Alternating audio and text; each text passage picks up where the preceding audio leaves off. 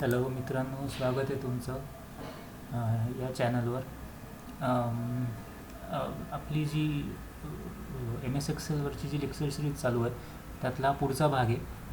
तुमच्यासमोर एक Excel sheet दिसतं आहे, एक्सेल फाईलमधलं शीट आहे. याच्यात काही स्टुडंट्सचे मार्क्स लिस्ट आऊट केलेले आहेत. तर आपल्याला आजच्या या व्हिडिओमध्ये आपण आधीच्या व्हिडिओजमध्ये जी काही फंक्शन्स शिकलो त्याची थोडी रिव्हिजन पण होईल. अशा पद्धतीने काही फंक्शन्स वापरायचे आहेत. आणि दुसरं म्हणजे आपल्याला दोन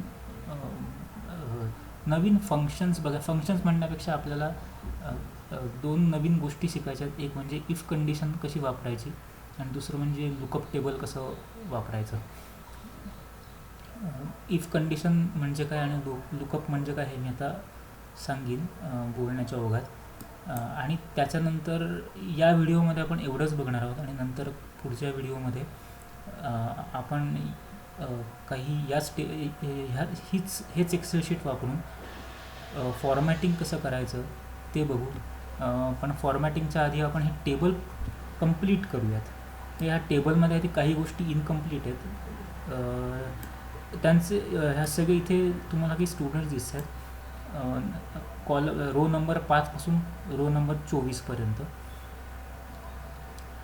या सगळ्या स्टुडंट्सचे वेगवेगळ्या टेस्ट्समधले मार्क कॉलम बी पासून कॉलम N पर्यंत दिलेले आहेत. Chapter 1, chapter 2, chapter 3. त्यानंतर टेस्ट 1, तर कोणाला किती मार्क कोणत्या टेस्टमध्ये मिळाले आणि मग फायनल एक्झामला किती मार्क मिळाले आणि याच्यावरून त्याचे टोटल पॉईंट्स किती होतात ते कॅल्क्युलेट करायचे, पर्सेंटेज कॅल्क्युलेट करायचे, पास किंवा फेल ते ठरवायचे आणि ग्रेड कोणती मिळाली ते ठरवायचे.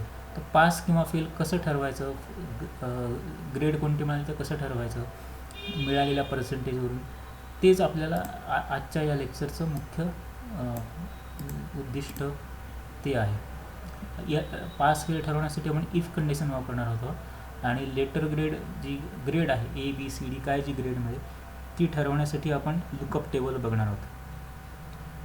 तर त्याच्या आधी काही बेसिक तयारी करून घेऊ.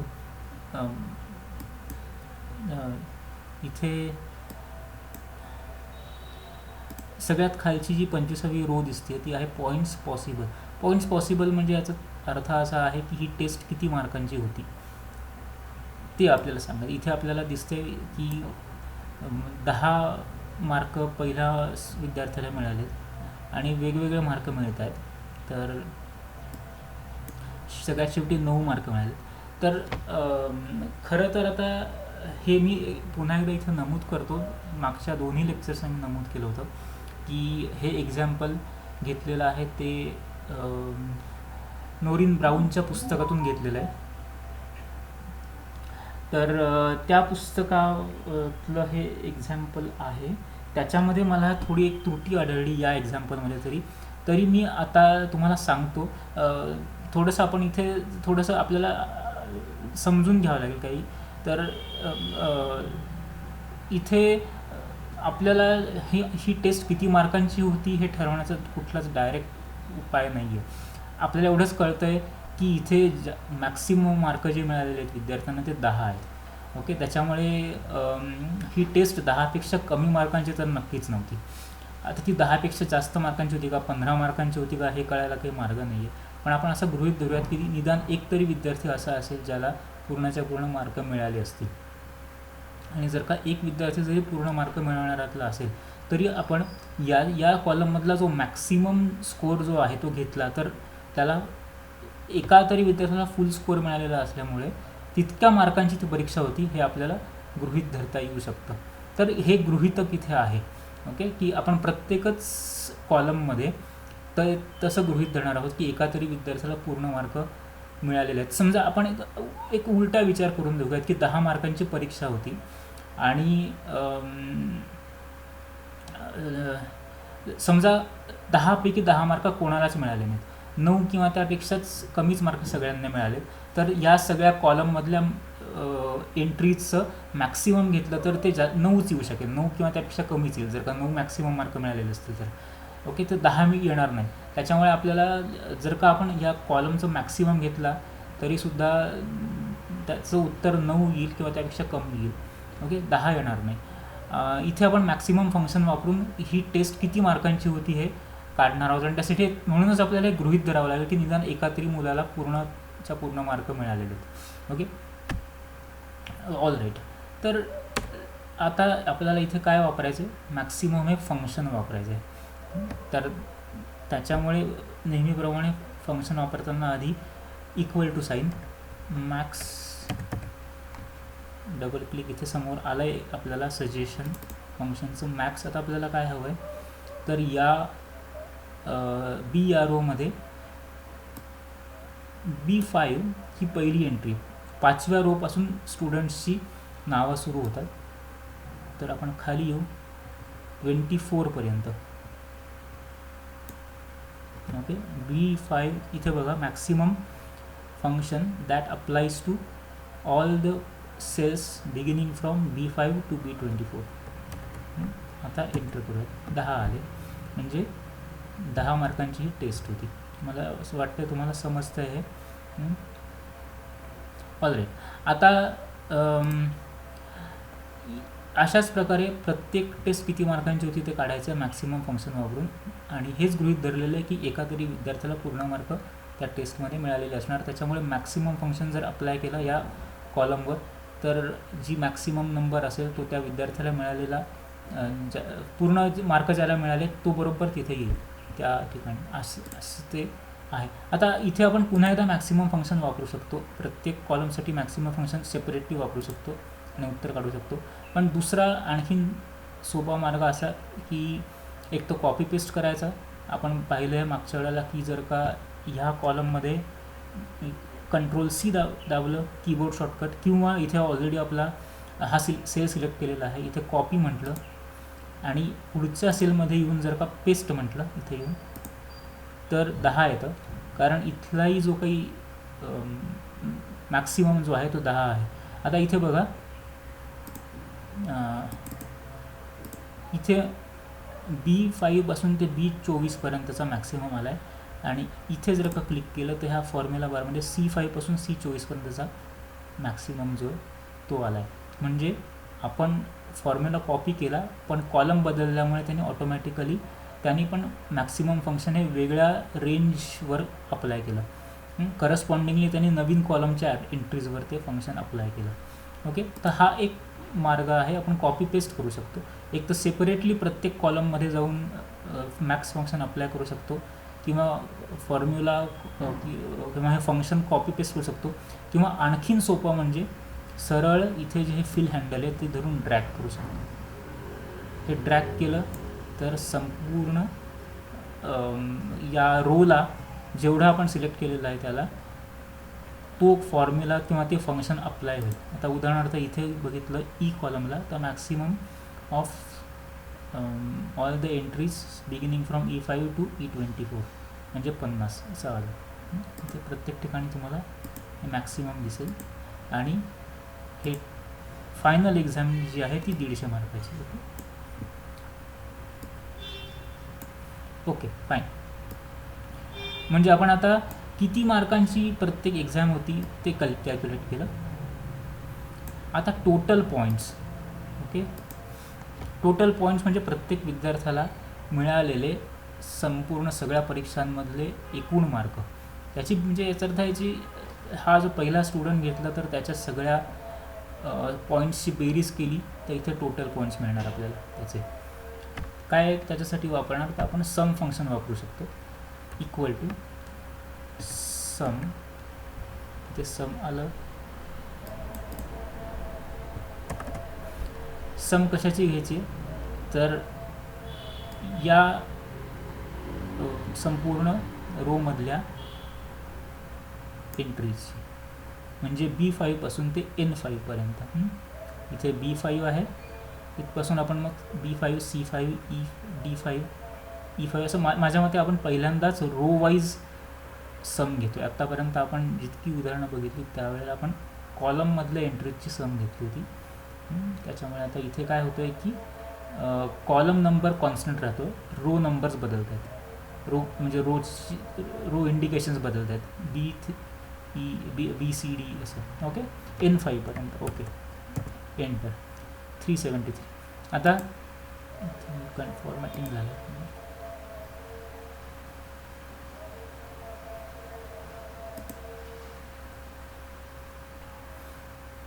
आता हाच हे समचा जो फंक्शन आहे हे प्रत्येक रोला अप्लाय करायचं असल्यामुळे आपण काय करूयात, हे खाली स्ट्रेच करू शकतो आणि टोटल पॉईंट्स पॉसिबलपर्यंत हे स्ट्रेच करू. म्हणजे आपल्याला प्रत्येक ठिकाणी प्रत्येक स्टुडंटनी वर्षभरात जेवढे काही मार्क मिळवले ते टोटल मार्क मिळतील. ओके. आणि इथे आपल्याला हा जो आकडा मिळेल 390, तो म्हणजे एकूण सगळ्या परीक्षा मिळून 390 इतका तो 390 मार्कांची ती परीक्षा होती वर्षभरात मिळून. ओके, असा त्याचा अर्थ होतो. All right. आता एवढं आपण पूर्ण केलं हे आपल्याला माहिती होतं आधीपासूनच. आता आहे ते पर्सेंटेज कॅल्क्युलेशन. पर्सेंटेज कॅल्क्युलेशन कसं करायचं मागच्या वेळेला मी सांगितलं होतं की आता समजा पहिल्या विद्यार्थ्याला किती पर्सेंट मिळाले ते कॅल्क्युलेट करायचं असेल तर त्याला मिळालेले mark divided by total mark multiplied by 100.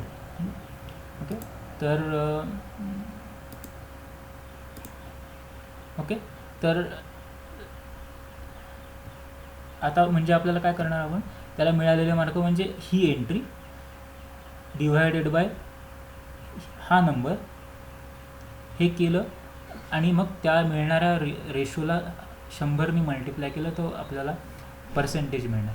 Okay. So is equal to, इथे आपण फॉर्म्युला वापरू शकतो. पुन्हा फॉर्म्युला वापरला तर फायदा हा होईल की नंतर आपण स्ट्रेच केलं खाली तर आपल्याला सगळ्याचा पर्सेंटेज, प्रत्येक स्टुडंटचं पर्सेंटेज रेडी मिळेल. नाही तर आपल्याला प्रत्येकासाठी वेगवेगळं कॅल्क्युलेट करावं लागेल. पण फॉर्म्युला तयार करून ठेवू. फॉर्म्युला कसा करणार, is equal to O5 divided by हा नंबर O25. ओके. आणि ह्याला जर एंटर केलं तर आपल्याला हा रेशो मिळतो. आता बघा, ह्याला आपण 100ने मल्टिप्लाय केलं पाहिजे खरं म्हणजे आपल्याला त्याचं पर्सेंटेजमध्ये कन्व्हर्जन होईल.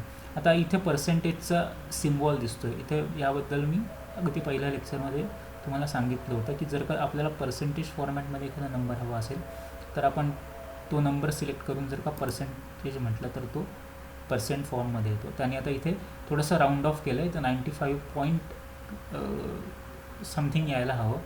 पण आपण जर का त्याचे डेसिमल पॉईंट्स वाढवले, इन्क्रीज डेसिमल, तर ते 95.64 येतील. पण जर का आपल्याला तसं नको असेल तर आपण ते राऊंड ऑफ करून टाकू शकतो. या ठिकाणी आपण आता राऊंडेड ऑफच ठेवणार आहोत. आता आपल्याला अशाच प्रकारे प्रत्येक स्टुडंटचे असं पर्सेंटेज हवं. म्हणजे आपण इथे काय करणार, आता मी काहीतरी करतो, चुकणार आहे. काय चूक होईल त्याबद्दल आपण पुन्हा एकदा बोलू. आपण आधी बोललेलो आहोत, पुन्हा एकदा बोलू. आता इथे हे स्ट्रेच करतो आपण, फिल हँडल. काय झालं तर इथे इनव्हॅलिड व्हॅल्यू आली. या प्रकारची एरर आपण याच्या आधी बघितली आहे आधीच्या व्हिडिओजमध्ये. हे का झालं तर इथे आपण लिहिलं होतं O5 डिवायडेड बाय O25 इथली जी व्हॅल्यू होती, आणि इथे आल्यानंतर O6 डिवायडेड बाय O26 झालं. कारण हे झालं रिलेटिव्ह रेफरन्सिंग. म्हणजे तो ज्या वेळेला पुढच्या सेलमध्ये येतो त्यावेळेला न्यूमरेटर आणि डिनॉमिनेटर दोन्ही एक इन्क्रीज करतो, वाढवतो. आता O6 पाहिजे आहे आपल्याला न्यूमरेटरमध्ये, ते ओके, कारण की आपण या स्टुडंटचे मार्क जे आहेत त्याचा पर्सेंटेज काढतो आहोत. त्याच्यामुळे O6 इज फाईन. पण डिनॉमिनेटरमध्ये आपल्याला जे टोटल पॉईंट्स जे आहेत 390 ते तसेच ठेवायचे आहेत जे O25मध्ये आहेत. पण इथे त्यांनी O26 तोही एकनी वाढवला आणि O26मध्ये कोणती व्हॅल्यूज नाही आहे या सेलमध्ये. त्याच्यामुळे ते इनव्हॅलिड झालं. म्हणजेच काय, आपल्याला न्यूमरेटर बदलत न्यायचं आहे पण डिनॉमिनेटर मात्र फिक्स ठेवायचं आहे. त्याच्यामुळे आपण त्याला काय म्हणतो, ॲब्सोल्यूट रेफरन्सिंग. म्हणजे आपल्याला इथे ॲब्सोल्यूट रेफरन्सिंग करणं गरजेचं आहे. तर हा फॉर्म्युला आपण आता बदलू. ॲब्सोल्यूट रेफरन्सिंगसाठी त्याच्या रो आणि कॉलम दोन्हीच्या आधी $साइन इन्सर्ट करूयात. तर हे झालं 96%. आता आपण हे ड्रॅग करू.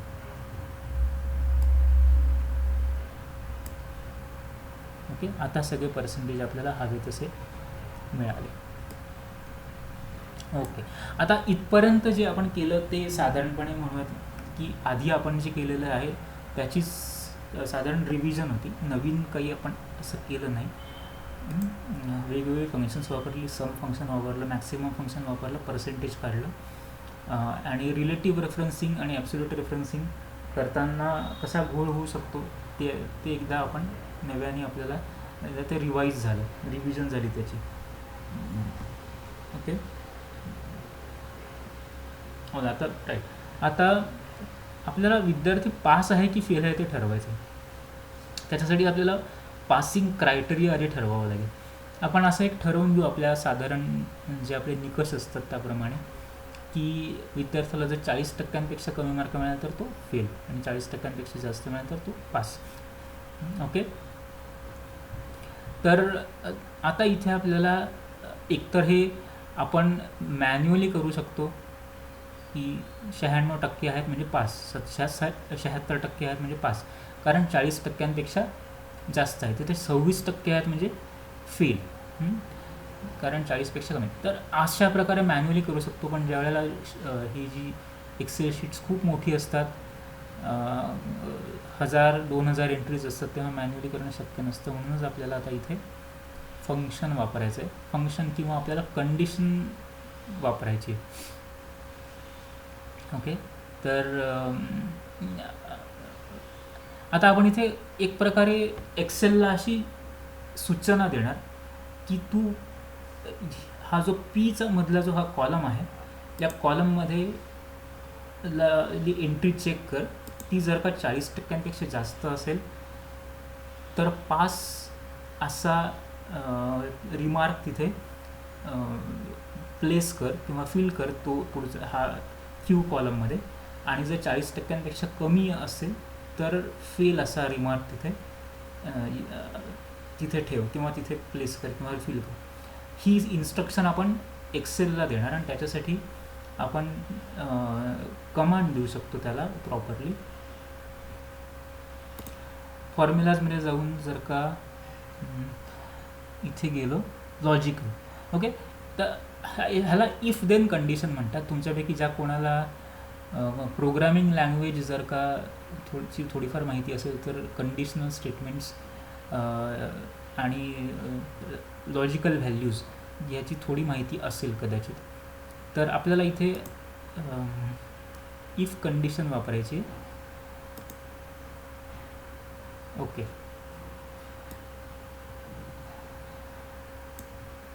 तर जसं शब्द हा जसं सुचवतो तसा की इफ कंडिशन वापरायची म्हणजे काय, तर आपल्याला त्याला सांगायचं की if percentage is greater than percentage is less than 40, declare that the student failed, or else greater than or equal to 40 असेल तर तो पास झाला असं डिक्लेअर कर.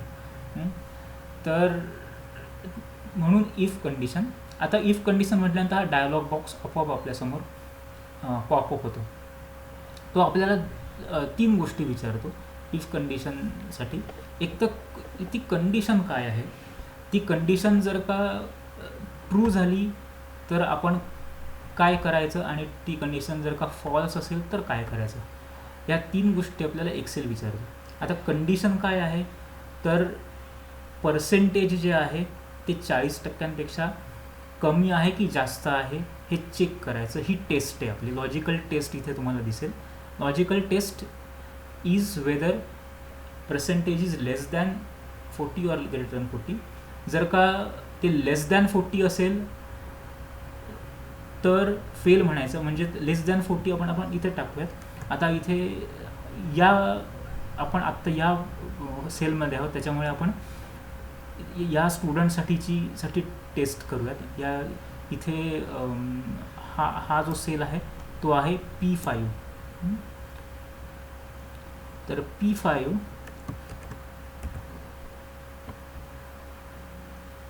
लेस दॅन 40%. आता 40% आहे घ्यायचं आहे म्हणजे 0.4% म्हणजे तो नंबर डिवायडेड बाय 100. तर 40% म्हणजे 40 डिवायडेड बाय 100. ओके, जर का 40% कमी असेल म्हणजे ही कंडिशन जर ट्रू ठरली तर म्हणायचं फॉल्स. हे फॉल्स लिहिताना मी डबल कोट्समध्ये लिहिले, त्याला स्ट्रिंग म्हणतात. आणि जर का ही कंडिशन फॉल्स ठरली म्हणजे जर का विद्यार्थ्याला 40%पेक्षा जास्त असतील मार्क तर तो पास. ओके. आता या निकषाप्रमाणे हा पहिला स्टुडंट पास आहे कारण की त्याला 40%पेक्षा जास्त मार्क. आता हेच आपण स्ट्रेच करू खाली आणि सगळ्यांना अप्लाय करू. सगळे पास आहेत, फक्त एक जण इथे फेल आहे. सॉरी, इथे मी काहीतरी चुकीचं लिहिलं होतं, फेलच्या ऐवजी फॉल्स लिहिलं गेलं माझ्याकडून. मग मी पुन्हा हे लॉजिकल टेस्ट P5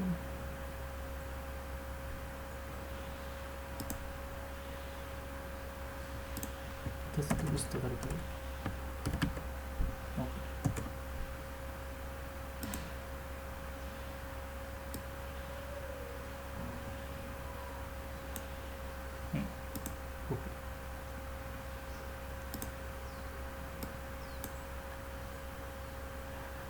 सगळेजण पास आहेत, एक जण ज्याला 26% मिळाले तो फेल आहे. ओके.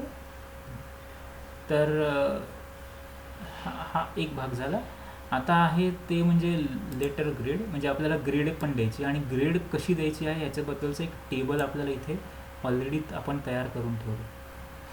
तर 0% पासून ते 40% पर्यंत मार्क असतील तर F म्हणजे फेल.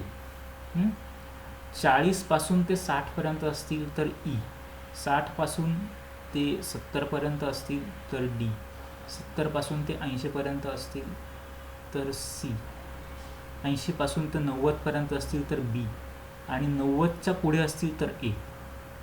अशा प्रकारे त्याचं आपण त्याचं कॅटेगरायझेशन केलं, क्लासिफिकेशन केलं त्याचं. आता आपल्याला ते वापरायचं आहे. आणि इथे लेटर, इथे ग्रेड कोणती येते ह्याच्या. आता या दोन गोष्टींसाठी हे लेक्चर प्रामुख्याने किंवा हा व्हिडिओ मी तयार करतो. एक म्हणजे इफ कंडिशन आणि दुसरी गोष्ट म्हणजे लुकअप टेबल. इफ कंडिशन कशी आपण वर्क होते ते आपण आत्ता बघितलं. ओके. तर मला असं वाटतं तुम्हाला हे समजलं असेल इफ कंडिशन मी कशी वापरली ते. आणि आता या पुढचा कॉलम भरण्यासाठी आपण लुकअप टेबल बघणार आहोत. तर लुकअप टेबल म्हणजे काय, तर थोडक्यात म्हणजे एक्सेल जे आहे ते एखाद्या किती पर्सेंट आहेत ते पाहतं. जसं आपण काय करतो मॅन्युअली जेव्हा बघतो तेव्हा 96 आहे एखाद्याला पर्सेंट, तर ह्या टेबलकडे बघतो. 96 म्हणजे 90पेक्षा जास्त आहे हे बघून आपण त्याला ए हा रिमार्क इथे देऊन टाकतो किंवा ए ही ग्रेड देऊन टाकतो. ओके. म्हणजे आपण we look at this table and then accordingly we fill up the values. तर ह्याला लुकिंग अप म्हणतात. तर हे लुकिंग अप आता एक्सेल स्वतःहूनच करेल, आपल्याला मॅन्युअली करायची गरज नाही. पण त्यासाठी आधी एक्सेलला आपल्याला हे टेबल पण प्रोव्हाइड करावं लागेल, म्हणजे त्याला कळेल की काय पाहायचं आहे, काय पाहून त्याप्रमाणे इथल्या व्हॅल्यूज या किंवा इथले जे ग्रेड्स आहेत त्या फिल करायचे. ओके. तर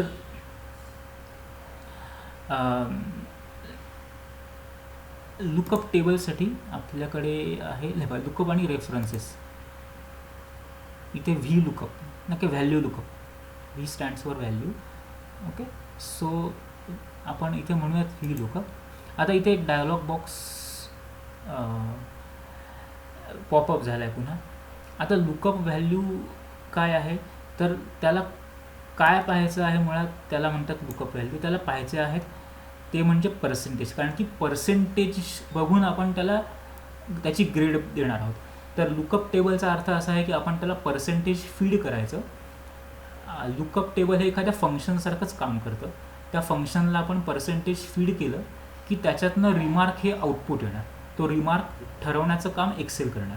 ते कशाच्या आधारावर करणार, तर आपण त्याला जे पर्सेंटेज फीड केलेलं आहे आणि आपण त्याला जे लुकअप टेबल जे प्रोव्हाइड केलेलं आहे त्या टेबलशी तो ते कम्पेअर करून बघणार की हे पर्सेंटेज त्या टेबलमध्ये कुठे नेमकं बसतं आहे, कोणत्या क्लासमध्ये बसतं आहे. आणि ज्या क्लासमध्ये ते बरोबर त्याचं क्लासिफिकेशन आहे आपण बघितलं, तर त्याचं ते कोणत्या क्लासमध्ये तो बसतो आहे त्याप्रमाणे त्याला तो ग्रेड देणार. ओके, तर ते टेबल आपल्याला आधी ते बघा टेबल ॲरे म्हटलं आहे सेकंड आर्ग्युमेंट, तिथे आपण ते टेबलही देणार आहोत. आधी लुकअप व्हॅल्यू कोणती आहे, कोणती व्हॅल्यू पाहून त्याला ठरवायचं आहे की ग्रेड कोणती द्यायची, ती आपण आधी इथे देऊ. इथे आपल्याला पर्सेंटेज द्यायचं आहे. म्हणजे आता या विद्यार्थ्यापुरता विचार केला तर ही P5 ही व्हॅल्यू आहे. सो P5 आपण इथे हे पण करू शकतो, सिलेक्टही करू शकतो.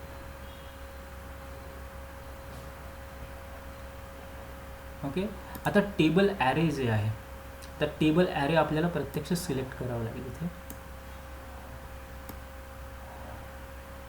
जेवढं टेबल आहे ना तेवढं सिलेक्ट करायचं, तो इथे बरोबर ते येतं. म्हणजे ही आहे ए कॉलमचा 28th रो आणि तिथपासून ते ए कॉलमचा 33rd रो आणि बी कॉलमचा, सो बेसिकली ए कॉलमचा 28th रोपासून ते बी कॉलमचा 33rd रो इथं असं ते टेबल आहे संपूर्ण विचार केला तर हे टेबल झालं. आता इथे ना आपण ॲब्सोल्यूट रेफरन्सिंग करूयात. ॲब्सोल्यूट रेफरन्सिंग नाही केलं तर काय होतं ते मी तुम्हाला नंतर सांगेन.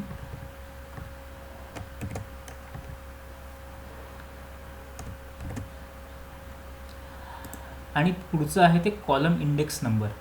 कॉलम इंडेक्स नंबर इथे 2 कॉलम दिसते तुम्हाला. पहिल्या कॉलममध्ये पर्सेंटेज दिलेलं आहे आणि दुसऱ्या कॉलममध्ये त्याचा ग्रेड दिलेला आहे. तर आपण इथे 2 लिहिणार, कारण दुसऱ्या कॉलममध्ये बघून त्याला ठरवायचं आहे की ग्रेड कोणती द्यायची. ते म्हणजे आउटपुट जे आहे ते दुसऱ्या कॉलममधून येणार आहे. ओके, जिथनं आउटपुट येणार असतं तो कॉलम नंबर आपण इथे कॉलम इंडेक्स नंबर म्हणून देतो. ओके, आता इथे ओके करूयात. तर इथे बघा ए आला आणि ते इथे तुम्ही बघू शकता की पहिल्या स्टुडंटला 96% असल्यामुळे आणि 90%पेक्षा जास्त असतील तर ए रिमार्क मिळणार असल्यामुळे त्याला इथे ए रिमार्क मिळाला होता. आता वी शॅल स्ट्रेच दिस.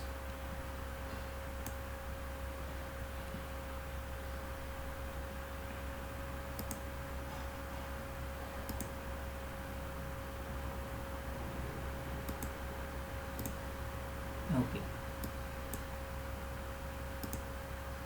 बघा इथे बरोबर जसं आपल्याला हवे तसे सगळे ग्रेड्स आले. तिथे एफ ग्रेड आला आहे कारण तो फेल आहे, एक विद्यार्थी फेल. बाकीच्यांना जसे यायला हवे तसे ग्रेडिंग्स आलेले आहेत. ओके, तर हे आपण आता मला असं वाटतं लुकअप टेबल पण तुम्हाला क्लिअर झालं असेल. जर का तुम्हाला वाटत असेल तर तुम्ही हा व्हिडिओ इफ कंडिशन आणि लुकअप टेबलसाठी रिवाइंड करा, तो पार्ट पुन्हा एकदा बघा आणि ते प्रॉपरली इंटरनलाइज करा, सगळं नीट समजून घ्या. ओके, तर आत्ता आपण इथे थांबू. हेच प्रॅक्टिकल किंवा हे प्रॅक्टिकल म्हणण्यापेक्षा हा व्हिडिओ आत्ता पूर्ण केलेला नाही, मी पुढे कंटिन्यू करणार आहे. याच्यामध्ये फॉर्मॅटिंग कसं करायचं त्याबद्दल थोडी माहिती देईन पुढच्या व्हिडिओमध्ये. इथे एक शेवटी जाता जाता एक रिमार्क देतो. इथे एक रो रिकामी सोडली आहे. ती रिकामी सोडली आहे याचं कारण असं आहे की इथे आपण वाटलं तर बरेचदा असं असतं की आपल्याला डेट वगैरे टाकायची असते, तर डेट आणि टाईम टाकण्यासाठी म्हणून ती रिकामी सोडली आहे. मी ज्या पुस्तकाचा रेफरन्स घेतो आहे त्या पुस्तकामध्ये एखाद्या ठिकाणी डेट आणि टाईम कसा इंट्रोड्यूस करायचा आहे हे पण या ठिकाणी सांगितलं आहे आणि त्याच्यासाठी मुद्दाम ही जागा रिकामी सोडली आहे की जेणेकरून आपण ज्या वेळेला हे तयार करतो टेबल त्यावेळेची जी तो जो दिवस आणि वेळ असते ती इथे एक मिनिट इथे ती इन्सर्ट होते. नाव म्हटलं की बघा इथे आपल्याला डेट आली आणि वेळ पण आली. आता ही थोडी ऑड वेळ आली आहे, कारण माझ्याकडचा पी सी थोडासा काम करतो मी.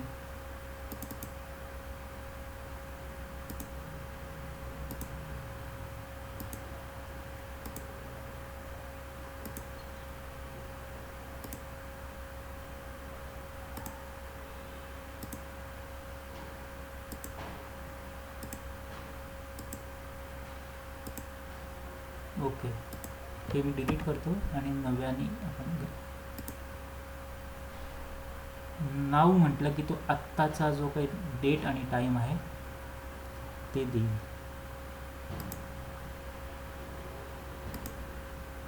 हे बघा, मी 4 तारखेला, मार्चच्या 4 तारखेला 2026 साली 2:28 हे तयार केलं.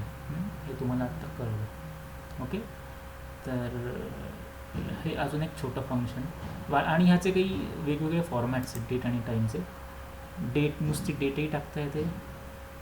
आत्ता आपण नाव म्हटल्यामुळे त्या आत्ताचा जो वेळ आहे ती तिथे बरोबर आली.